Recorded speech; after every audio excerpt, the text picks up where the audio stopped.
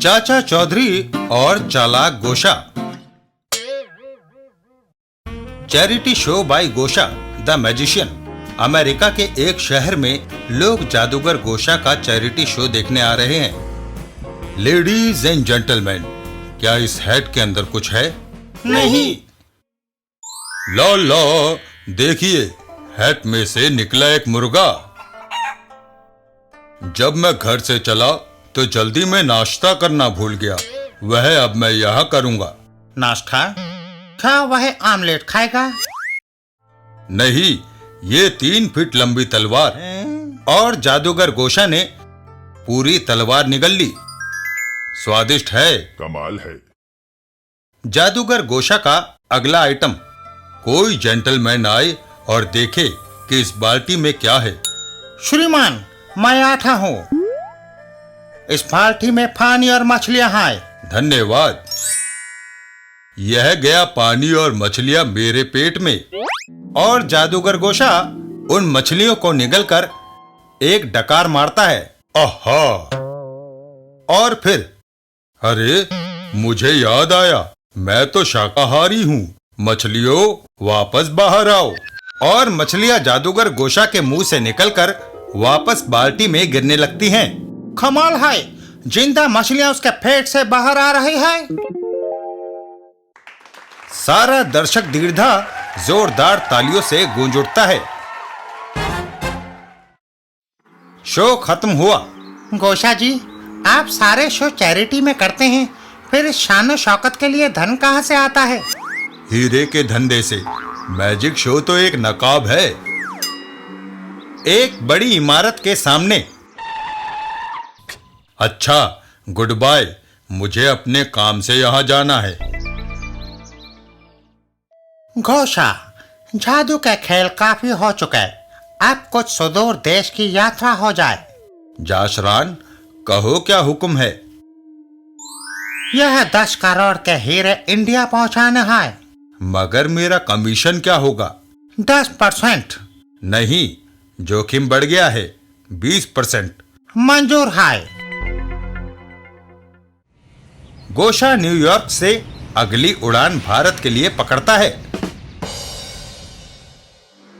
इधर भारत में चाचा जी, कस्टम की कार आई है। साबू, उनका यहाँ क्या काम? कस्टम ऑफिसर चौधरी, हमें सूचना मिली है कि गोशा नाम का स्मगलर न्यूयॉर्क से भारत में हीरे ला रहा है। उसे पकड़ने में हमें आपकी मदद चाहिए। उसकी तलाशी लो और गैर कानूनी माल बरामद कर लो। यह इतना आसान नहीं है चाचा जी। स्मगलर एक कुशल जादूगर भी है। वह हमेशा हमारी आंखों में धूल झोंक कर निकल जाता है। यह सुनकर चाचा चौधरी उसके साथ चल देते हैं। अगर ऐसी बात है तो चलिए, हम भी उसके जादू का करिश्मा देखें। इधर फ्लाइट में सावधान, कुछ ही देर में हमारा जहाज नई दिल्ली के हवाई अड्डे पर उतर रहा है। यात्री अपनी सेफ्टी बेल्ट्स बांध लें। धन्यवाद। और जहाज एयरपोर्ट पर उतरता है। वह धारियों वाली पगड़ी पहने हुए गोशा है चाचा जी। एयरपोर्ट के अंदर आप हमारे साथ उधर चलिए, आपकी तलाशी होगी। गोशा की तलाशी होती है। सर, इसके ब्रीफकेस में तौलिया, टूथपेस्ट और ब्रश के सिवा कुछ नहीं। कहा ना, मैं एक पेशेवर जादूगर हूं। मेरे पास गैर कानूनी कोई सामान नहीं। पगड़ी उतारो। आप मेरी बात का यकीन क्यों नहीं करते? पगड़ी उतारने पर पगड़ी खाली है। मुझे देर हो रही है, जाने दीजिए। कपड़े उतारो। क्या? जैसा कहा है वैसा करो। सारे कपड़ों की तलाशी लेने पर कपड़ों में भी कुछ नहीं मिला। लीजिए, कपड़े पहन लीजिए। मुझे अफसोस है कि हमारी वजह से आपको परेशानी हुई। तुमने मेरा टाइम बर्बाद किया और परेशान किया है। मैं इसकी शिकायत मिनिस्टर से करूंगा।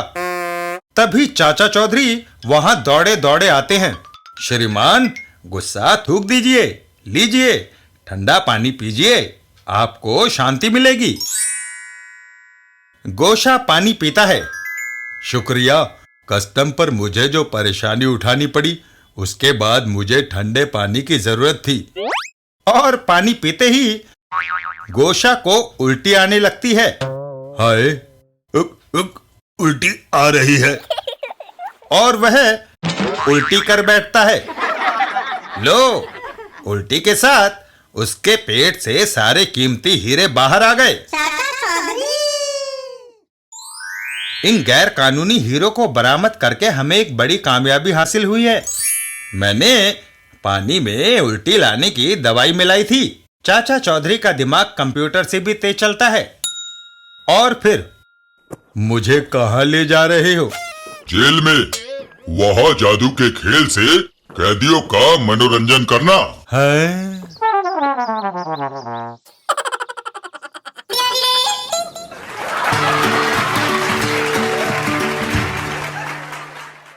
चाचा चौधरी झोपड़ी और अपार्टमेंट्स। एक दिन एक जगह पर। ईश्वर, मुझ पर बस इतनी ही कृपा दृष्टि करो कि मैं अपनी बकरी के लिए चारा खरीद सकूं, वरना वो बेजुबान मर जाएगी। तभी एक गाड़ी आकर वहां रुकती है। ईश्वर ने तुम्हारी सुन ली और मुझे भेज दिया। साहब, आप कौन हैं? मैं अंगूठा चैन हूं। इस कागज पर अपने अंगूठे का निशान लगाओ। मैं उसे देख कर तुम्हारा भाग्य बताऊंगा। अच्छा, हाँ, जिस तरह हाथों पर रेखाएं होती है, उसी तरह अंगूठे पर भी होती है। मैं उन्हें पढ़ता हूँ। और वह वृद्ध औरत कागज पर अपना अंगूठा लगा देती है। लो, मैंने कागज पर अपना अंगूठा लगा दिया। तुम्हारा भविष्य उज्जवल है। जल्दी पैसा मिलने वाला है। यकीन नहीं आता, मैंने तो लॉटरी का टिकट भी नहीं खरीदा। यह सुनते ही अंगूठा सेन पैसे निकालता है। मेरा कहा कभी जोट नहीं जाता। यह लो 50,000 रुपए। और फिर, सर, आपने उस गरीब बुढ़िया को इतना धन दे दिया। घटकन दास, पैसा यूं ही नहीं दिया है। सरकार ने ये जमीन शहरी विकास योजना के लिए पास कर दी है। मैंने बुढ़िया की भूमि खरीद ली है। यहाँ हम बहुमंजिले अपार्टमेंट्स बनाएंगे और उन्हें लाखों में बेचेंगे।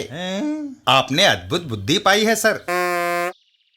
बुढ़िया, तुम्हारे पास पैसा आ गया है। तुम कहीं और जाकर आराम की जिंदगी बसर कर सकती हो। क्या? मैं अपनी झोपड़ी और जमीन छोड़कर कहीं नहीं जाऊंगी।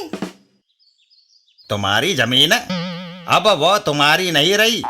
इस दस्तावेज पर अंगूठा लगाकर तुमने वो 50,000 रुपए में मुझे बेच दी है। धोखा। वह वृद्ध औरत पैसे को जमीन पर पटक देती है।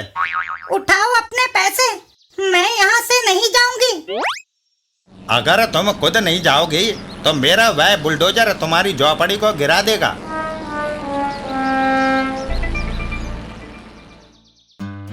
चाचा चौधरी और साबू।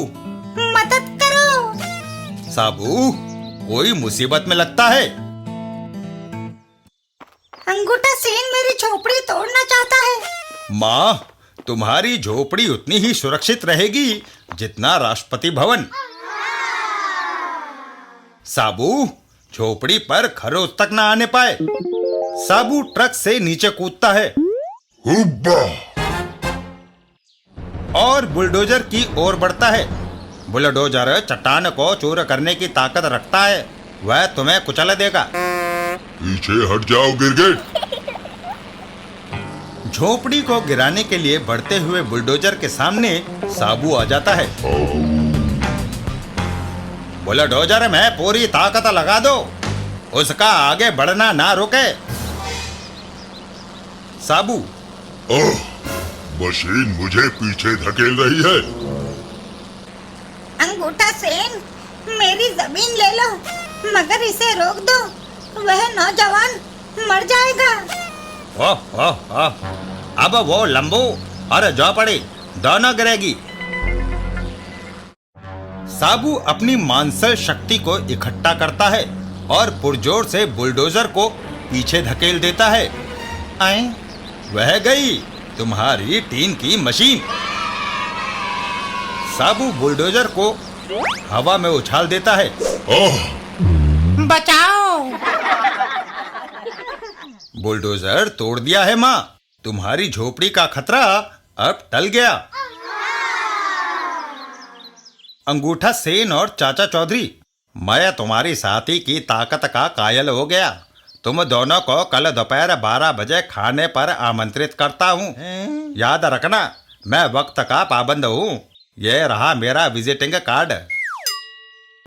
चाचा चौधरी और साबू आगे चल देते हैं। साबू, हमारे कल के खाने का प्रबंध हो गया है।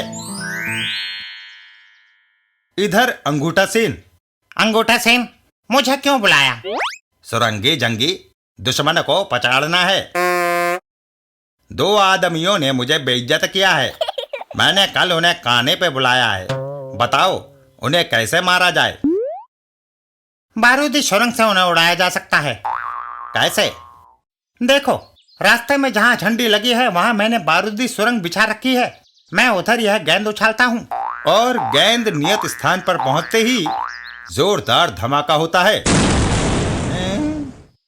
यह केवल परीक्षण था। दूसरी बारूदी सुरंग बिछाकर मैं सड़क की मरम्मत कर देता हूँ। असली खेल कल होगा। दूसरे दिन। अरे, दोनों कहाँ चल दिए? खाना तैयार है। भाग्यवान, हम एक जगह है दावत खाने जा रहे हैं। जो मैंने पकाया है उसका क्या होगा जी? मोहल्ले में जिस से तुम्हारी दुश्मनी है उसे खिला दो। क्या मैं इतना खराब पकाती हूँ? चाचा जी, क्या हम जल्दी नहीं जा रहे? साबू, अंगूठा सेन ने कहा था कि वह वक्त का पाबंद है, और फिर जब कोई दूसरा खिलाए तो भूख ज्यादा लगती है। वह दोनों रवाना हो जाते हैं। हाईवे के सफर का अपना लुत्फ है चाचा जी। इधर अंगूठा सेन, 12 बजने में कुछ ही समय बचा है। जब उनकी गाड़ी उस बैनर के नीचे से गुजरेगी तो धमाके से धज्जियां उड़ जाएंगी। चाचा चौधरी, साबू, हमारा मेजबान कितना अच्छा है। उसने हमारे स्वागत के लिए बैनर लगा रखा है। तभी ट्रक का एक टायर निकल जाता है। ओह चाचा जी, ये क्या? साबू, ट्रक का बाया पहिया अचानक निकल गया। वह तेजी से आगे स्वागत बैनर की तरफ जा रहा है। टायर बैनर के पास पहुंचते ही एक जोरदार धमाका होता है और टायर उछलकर सुरंगी जंगी के सिर पर गिरता है। आओ! आए। चाचा चौधरी और अंगूठा सेन, लो, हम वक्त पर पहुंच गए। क्या खाना तैयार है? चाचा चौधरी।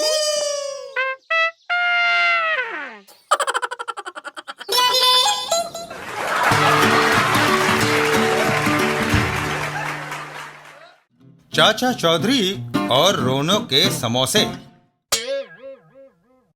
एक दिन रोनो के घर पर। रोनो, ये क्या कोई नई शरारत सूझी है? मैं तुम्हारी हरकतों से तंग आ चुकी हूँ। बहन कौशल्या, क्यों बेटे को कोस रही हो? उसने बैठने के लिए कुर्सी बनाई है। कितना होनहार लड़का है। तुम्हें शायद पता नहीं, रोनो शैतान लड़का है। एक बार स्कूल में इसने मास्टर जी की छड़ी पर खुजली का पाउडर मल दिया था। जब उन्होंने पीटने के लिए उसे उठाया तो हाथ खुजाते हुए पागल हो गए। मेरे बेटे को स्कूल से ही निकाल दिया गया। इधर रोनो। रोनो, मैं एक अच्छी कॉमेडी का वीडियो कैसेट लाया हूँ। आओ मेरे घर, इसे देखें। रमजान, तुम मेरे घर आओ। मैं तुम्हें ऐसी जीवित कॉमेडी दिखाऊंगा जिसे देखकर तुम लोटपोट हो जाओगे। अच्छा, तब मैं तुम्हारी इस कुर्सी पर बैठकर उसे देखूंगा। रोनो झपट कर कुर्सी उठा लेता है। अर, इस कुर्सी पर मत बैठो, वरना तुम हंसी के पात्र हो जाओगे। अंकल नार्बिक, मैं आपको समोसा खाने के लिए आमंत्रित करता हूँ। समोसे? मैं अभी आया। घर के अंदर। लीजिए। उनकी सुगंध से मेरे मुंह में पानी आ रहा है। इस कुर्सी पर बैठकर आराम से खाइए। अंकल नार्बिक कुर्सी पर बैठने लगते हैं। रोनो मेरी कितनी खातिर कर रहा है। लगता है अब वह एक शरीफ लड़का बन गया है। और कुर्सी पर बैठते ही वह हवा में उछल जाते हैं। ओह! मैंने ये स्प्रिंग ऐसा लगाया है कि कुर्सी पर बैठते ही वह झटके से बाहर आ जाता है। मेरा ख्याल गलत था, तुम अभी सुधरे नहीं। अंकल नार्बिक गुस्से में वहां से चले जाते हैं। इधर रोनो स्प्रिंग को दबाकर वापस अंदर डाल देता हूँ और नई रैक्सीन से कवर कर देता हूँ। चाचा चौधरी और साबू, आओ तुम्हें हलवा पूड़ी खिलाऊं। साबू, वह हमें खाने के लिए बुला रहा है। आपने बुलाया, हम आ गए। कहाँ है हलवा पूरी? मैं अपनी पूसी को जो पेड़ पर चढ़ गई है नीचे आने के लिए लालच दे रहा था। मैं तुम्हें वह खिला सकता हूँ अगर तुम मेरी बिल्ली को नीचे उतार दो तो। साबू, पूसी को पेड़ पर से उतारो। साबू बिल्ली को पकड़ लेता है। आओ, तुम्हारा मालिक परेशान हो रहा है। और फिर, जनाब, बिल्ली आपको मिल गई। अब हलवा पूड़ी हमें खिला दीजिए। तुम दोनों को नहीं, मेरी प्यारी बिल्ली को उस लंबू ने उतारा है, इसलिए खाने का वही हकदार है। ठीक है, आओ मेरे घर चलो। साबू उस आदमी के साथ चल देता है। इधर चाचा चौधरी, चाचा जी, मैं देख रहा था आपको कुछ खाने को नहीं मिला, मगर घबराइए नहीं, मेरे यहाँ गरम समोसे आपका इंतजार कर रहे हैं। यह सुनते ही चाचा चौधरी रोनो के घर के अंदर चले जाते हैं। चलो, रोनो के समोसे ही सही। घर के अंदर, लीजिए और उस कुर्सी पर बैठकर आराम से खाइए। समोसे मैं खड़े खड़े ही खाऊंगा। हाँ, अगर तुम चाय लाओ तो वह मैं कुर्सी पर बैठकर पीऊंगा। रोनो किचन की ओर चल देता है। इसके खिल्ली उड़ाने के लिए ये भी कर देता हूँ। वाह, समोसे स्वादिष्ट हैं। और फिर, लीजिए चाय। मैं इस कुर्सी पर बैठकर पीऊंगा। चाचा चौधरी कुर्सी पर बैठ जाते हैं और तुरंत ही उछल जाते हैं। ओहो! हा हा हा, मजा आ गया। हवा में उछले हुए चाचा चौधरी सीधा रोनो के ऊपर लैंड करते हैं। आओ! ओह, मेरी हड्डियों का कचूमर बन गया। चाचा चौधरी वहां से चल देते हैं। समोसों के लिए धन्यवाद। हाय, मेरी कमर।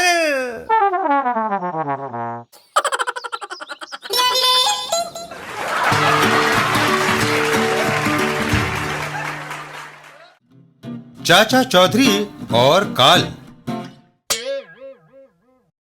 एक दिन एक जगह पर राज्य लक्ष्मी कहते हैं कि उस मंदिर में जाकर पूजा करने से मन को शांति मिलती है।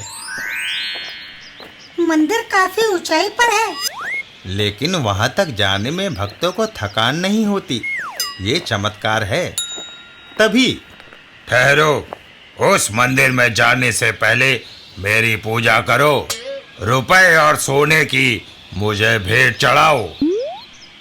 पूजा देवताओं की जाती है। चलते रास्ते में कोई मिल गया तो उसकी नहीं। मैं भी देवता हूँ, काल देवता। अंधकार और मृत्यु मुझे प्रिय है। जो मुझे भेंट नहीं चढ़ाते उन्हें मैं मौत की सजा देता हूँ। चुनाव तुम्हारे हाथ में है। राज्य लक्ष्मी, आगे बढ़ो, उसकी बातों में ना आओ। और वह दंपत्ति आगे बढ़ने लगते हैं। तुमने मेरा कहना नहीं माना, मरने के लिए तैयार हो जाओ। मेरे पति को मत मारना, चाहे मेरी जान ले लो। और राज्य लक्ष्मी करहा कर राज्य लक्ष्मी जमीन पर गिर पड़ती है। उठो, हम मंदिर में पूजा करने जाएंगे। वह कभी नहीं उठेगी। वह आदमी अपनी पत्नी को उठाए वापस नीचे उतर जाता है। ओह, मेरा दुर्भाग्य। चाचा चौधरी और साबू। दारी नाब, क्या हुआ? चाचा चौधरी, मैं पहाड़ के मंदिर पर पूजा करने जा रहा था कि रास्ते में काल ने मेरी पत्नी को मार डाला। दारी नाब, देवता तो जीवन देते हैं, लेते नहीं। काल देवता का कहना था कि उसे भेंट चढ़ाई जाए। वह खुद अपनी पूजा करने को कहता है। आश्चर्य। वह अपनी अद्भुत शक्ति से व्यक्ति को मारने की क्षमता भी रखता है। यह तो और भी अजीब बात है। चाचा चौधरी और साबू वहां से चल देते हैं। साबू, आओ। कहा चाचा जी? पूजा करने। रास्ते में, मैं काल हूं, मेरी पूजा करो, भेंट चढ़ाओ। मैंने मन्नत मांगी थी कि अगर मेरी लॉटरी निकलेगी तो आधा पैसा देवता की भेंट करूंगा। मेरी 1,00,000 रुपए की लॉटरी निकली है। तो तुम 50,000 रुपया भेंट करने आए हो? काल, तुमने ठीक फरमाया। काल से बड़ा देवता और कौन हो सकता है? तुमने उचित कहा। मैं तुमको 50,000 रुपए भेंट करने आ रहा हूं। चाचा चौधरी आगे बढ़कर काल के कदमों में रुपए की थाली रखते हैं। इसे स्वीकार कीजिए। चाचा चौधरी अचानक कपड़ा खींचते हैं। अरे, तुम तो कपड़े में लिपटे एक साधारण आदमी हो। तुमने भेद खोलकर अपनी मौत बुलाई है। तभी वह हवा में उड़ जाता है। ओह, ये क्या? देवता देवी शक्ति से मारते हैं, पिस्तौल से नहीं। साबू। साबू उसे उठाए चल देता है। चलो। मुझे कहाँ ले जा रहे हो? मंदिर में, अर्थात पुलिस स्टेशन। चाचा जी, ये बात तो समझ में आई कि काल ने राज्य लक्ष्मी को पिस्तौल से मारा था, परंतु उसके पति ने गोली चलने की आवाज क्यों नहीं सुनी? साबू, पिस्तौल में साइलेंसर लगा था। चाचा चौधरी का दिमाग कंप्यूटर से भी तेज चलता है।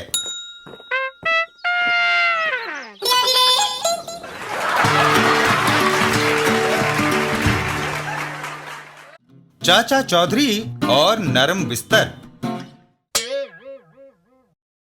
एक दिन एक क्लब में। बलबास चंद, क्या टाइम हुआ है?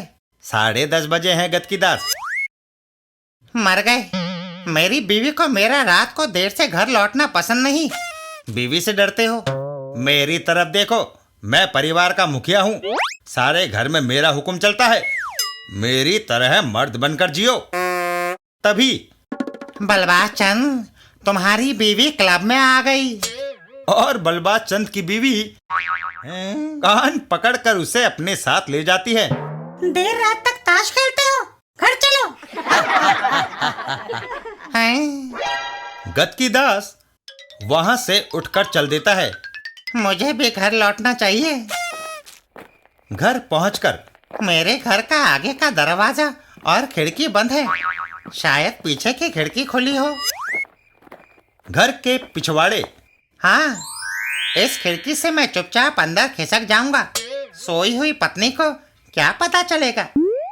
तभी मुझे पता था कि तुम पीछे की खिड़की से अंदर घुसने की कोशिश करोगे। जाओ, कहाँ पर अब तक थे वही रात गुजारो। और गतकीदास वहां से चल पड़ता है।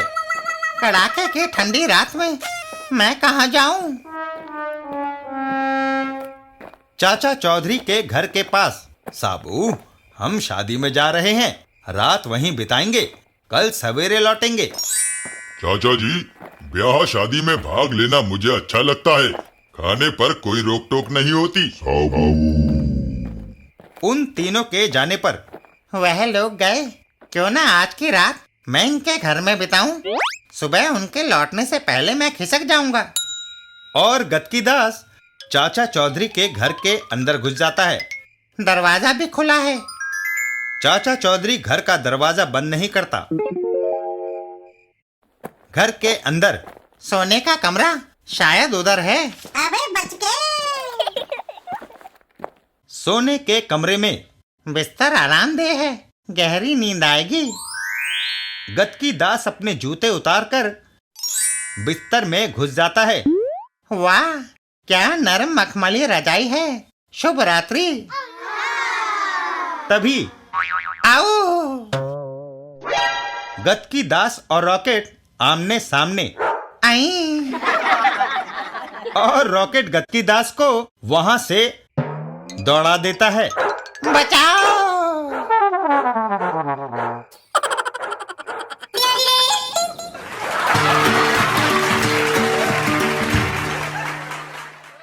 चाचा चौधरी और चौखे लाल की समस्या।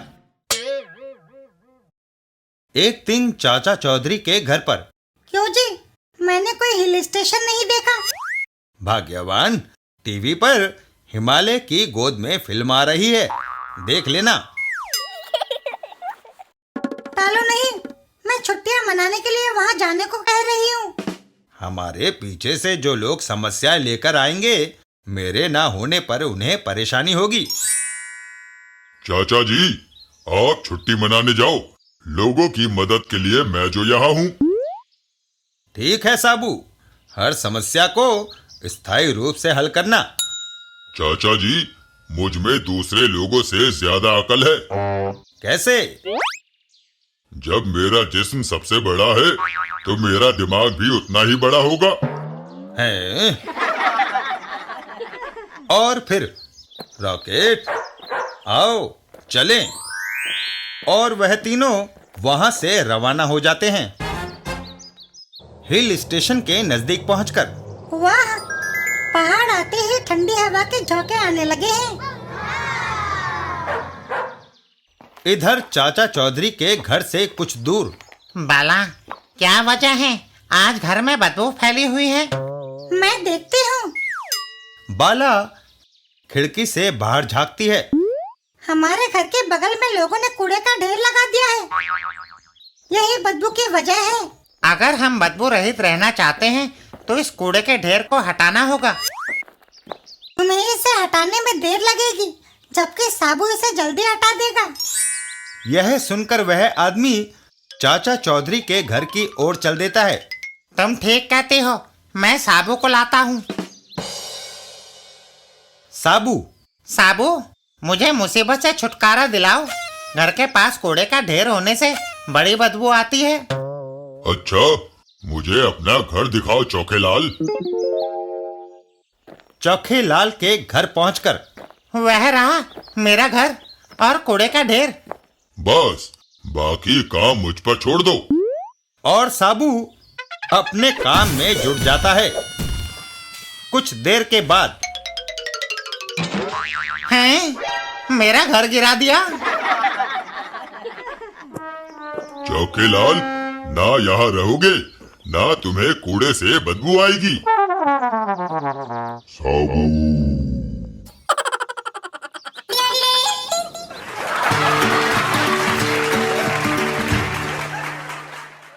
चाचा चौधरी और साबू पर्वत के उस पार। एक दिन एक रमणीय स्थान पर। चाचा जी, आगे बर्फीले पहाड़ हैं। साबू, हमें चोटी तक पहुंचना है, चाहे चढ़ाई दुश्वार होती जा रही है। चाचा जी, मुझे उत्सुकता है कि देखूं इस विशाल पर्वत के दूसरी तरफ क्या है। तो चढ़ते चलो साबू, मैं तुम्हारे पीछे आ रहा हूं। पहाड़ के ऊपर। आहा, यह आखिरी कोशिश है। और साबू ऊपर चढ़ जाता है। चाचा जी, मुझे अपना हाथ दो, मैं आपको ऊपर चला लूंगा। और वो दोनों चोटी पर खड़े होते हैं। चाचा जी, हम चोटी पर हैं। चाचा चौधरी, देखूं पहाड़ के दूसरी तरफ क्या है। तभी ओहो, पैर फिसला और चाचा चौधरी बर्फ में नीचे को फिसल जाते हैं। साबू चाचा चौधरी के पीछे पीछे। चाचा जी सैकड़ों फीट नीचे फिसलते जा रहे हैं, उन्हें थामना चाहिए। बर्फ के बड़े ढेले ने मुझे रोक लिया साबू। चाचा जी, क्या आप ठीक ठाक हैं? हाँ साबू, पहाड़ नरम बर्फ से ढका था, इसलिए खरोंच तक नहीं आई। तभी एक लड़की उन्हें देखती है और वहां से भाग खड़ी होती है। चाचा जी, वह कौन है?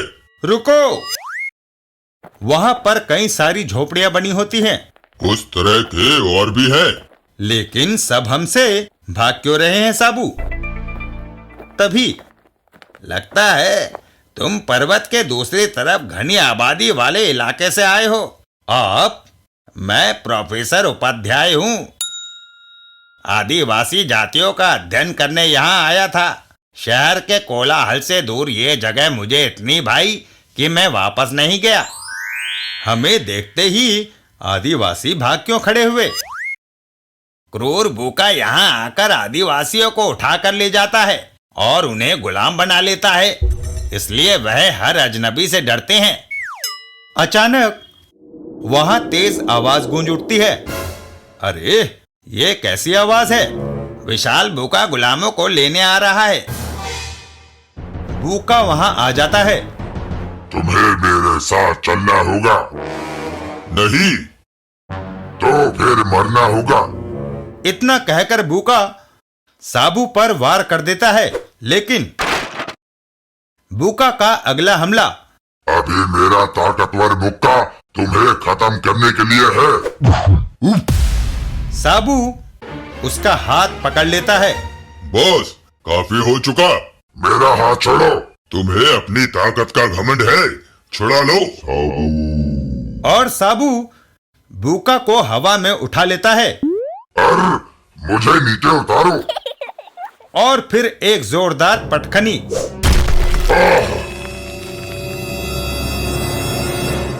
साथियों, आ जाओ, भूखा मारा गया। चाचा चौधरी और साबू वापस चल देते हैं। अच्छा प्रोफेसर उपाध्याय, हम अपनी दुनिया को जाते हैं। अलविदा।